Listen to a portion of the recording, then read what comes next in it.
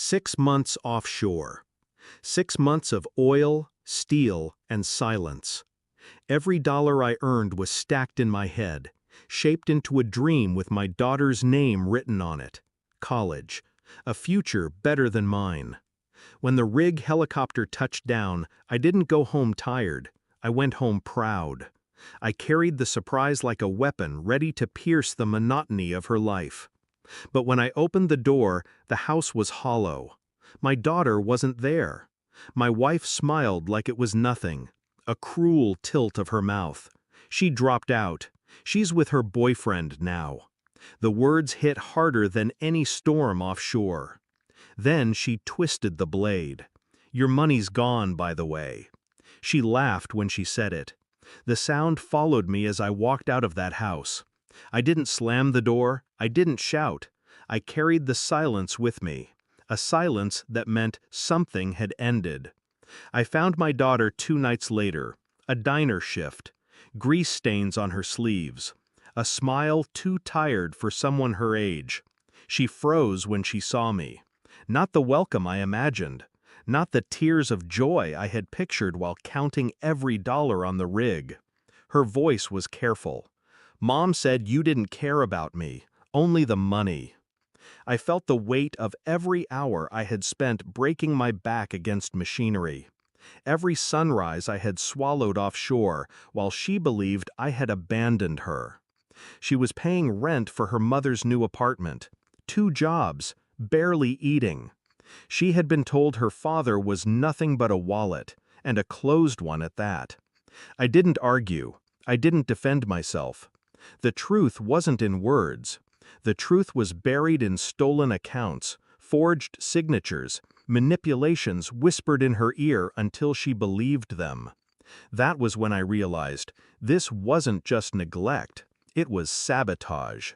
My wife hadn't lost my daughter, she had stolen her. I became a shadow in my own life. I followed the money first. Bank records revealed withdrawals I never made. Transfers disguised under fake expenses. She had emptied the account before I touched land. Then the lies.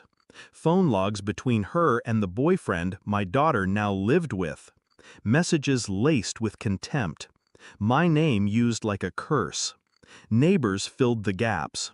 A parade of nights where my wife's laughter bled through walls while my daughter wept in her room. Times she asked for me and was told I had forgotten her. Each fact didn't make me angrier. It made me colder. I had carried heavy machinery in storms. I had worked through broken fingers. None of it compared to this quiet dismantling of my family, piece by piece, while I labored for them thousands of miles away. But storms can be harnessed. Electricity can be directed. And I would direct all of it. I gathered the evidence, every record, every lie in ink and pixels. When I returned to my daughter, I didn't speak first. I handed her a folder, bank statements, screenshots, a copy of the forged signature, proof that her college fund hadn't disappeared into neglect. It had been stolen. She read in silence. Her hands trembled. Her eyes moved faster, then slowed, then froze on her mother's name at the bottom of a transfer slip. When she looked at me, her face broke. Not in tears, those came later, but in realization. She said you didn't. I placed a hand over hers. She lied. That was all I said. Nothing more was needed. The truth had spoken for me. I didn't confront my wife with fists or rage.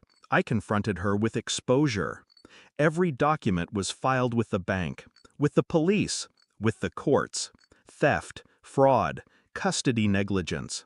I didn't warn her. I didn't look her in the eye again.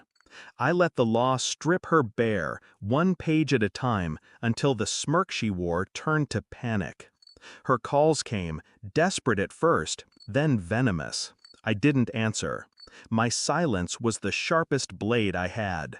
She lost the apartment. She lost the money. And most importantly, she lost the daughter she had poisoned against me.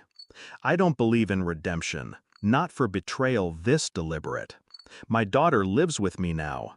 The scars remain. She studies at night, works part-time during the day. I help where I can, quietly, without promises, just presence. She no longer asks if I care. She knows. As for my wife, she lingers in the background, a ghost of choices that destroyed themselves. I don't hate her anymore. Hatred still ties you to the person who wronged you. I feel nothing, and nothing is heavier than hate.